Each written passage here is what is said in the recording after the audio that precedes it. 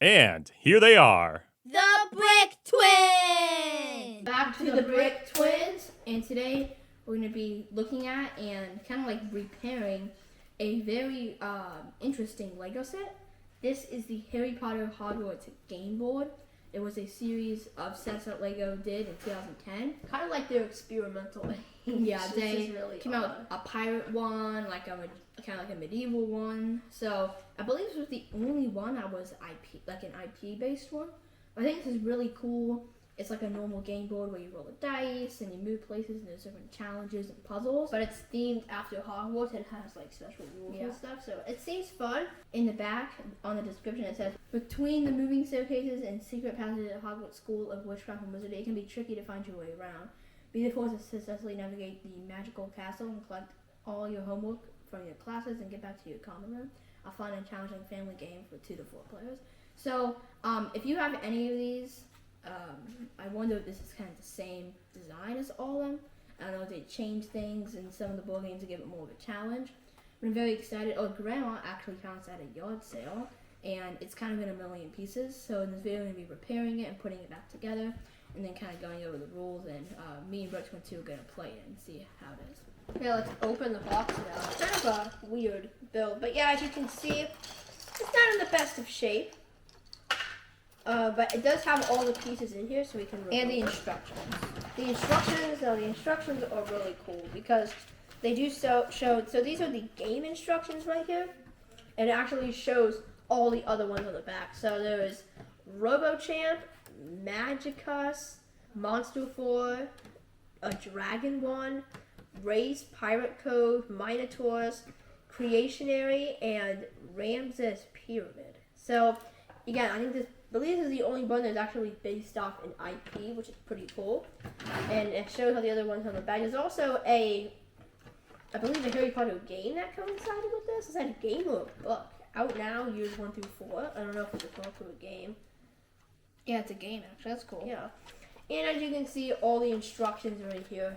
It's complicated. Hopefully it isn't too complicated. And then right here is the instructions to build the set. This is a retro instruction booklet. And then we have the set here and all the broken pieces right here. So let's get repairing.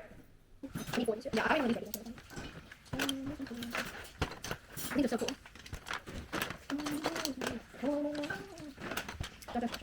You need each of them. So you need 4 of these, 4 of those, and 4 of those.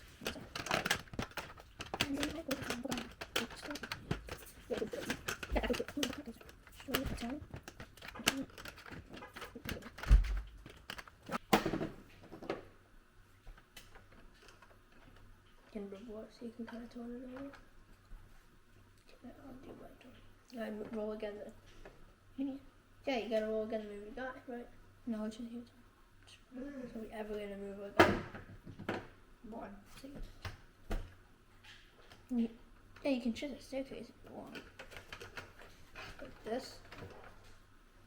We just finished the Harry Potter Hogwarts game board, and this was a pretty fun rebuild. Thankfully, all the pieces were there, including these epic microfigures that aren't even used in the games, which I think is pretty cool that you just get them as a collectible. Yeah, they're not like the super micro ones, like they still like the details, so like mini micro, I guess is what you could say. I think they're really cool.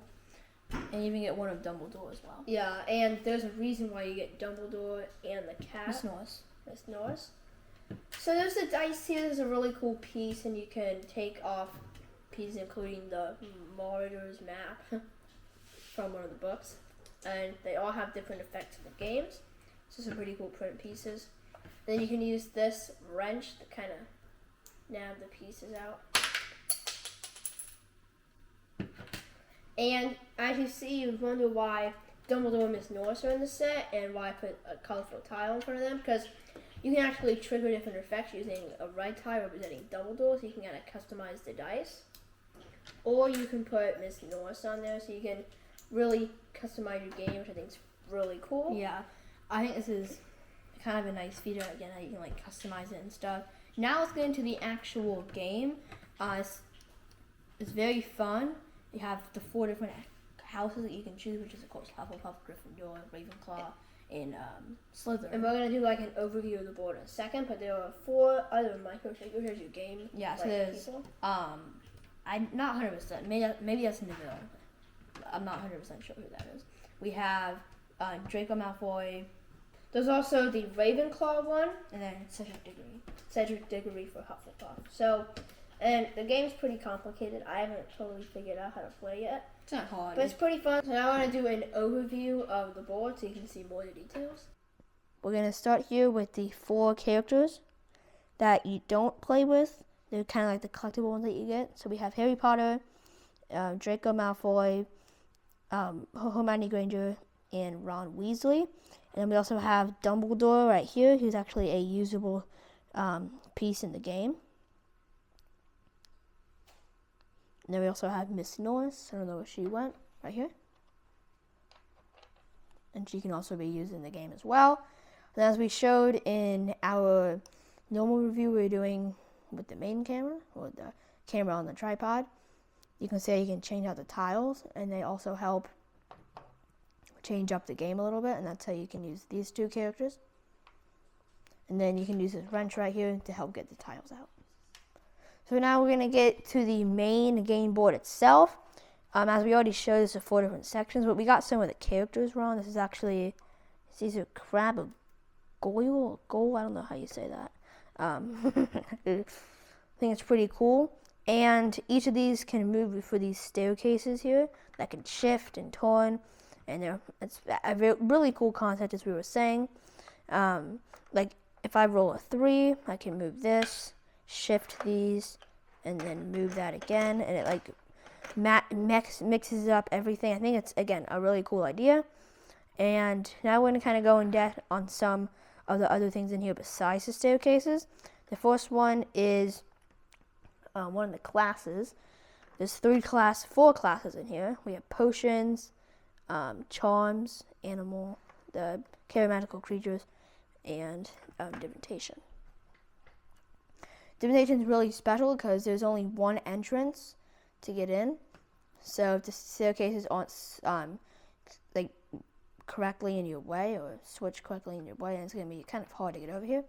While with the classes, if I, for instance, took this staircase out and shifted, and put this staircase back, there's another exit and another entrance. No, there's like 2 entrances. So that adds, again, more skill to the game to not just have 1 entrance. Over here is the potions. We also have care of magical creatures over there. They're in these like little, they're in these 6x6 plates that have the 4 different colors for the different classes that the people have to pick up. And I think they really mastered and thought this up right. I think it makes a lot of sense, and I think it's really cool. I guess, of course, they don't sell these anymore, but maybe try to find one off eBay, because this is actually kind of a fun idea. You can play a Lego board game with real Lego pieces, and just kind of a cool idea. So yeah, that's our overview. So we hope you enjoyed our rebuild / overview of this very old Lego set. I think it's a really cool concept, and it would be interesting to see if Lego would ever go down this path again. We want to keep playing, so we got to let you go now. Very excited. Make sure to like, subscribe, and share. And thank you guys so much for watching today's episode of the Brick Twins.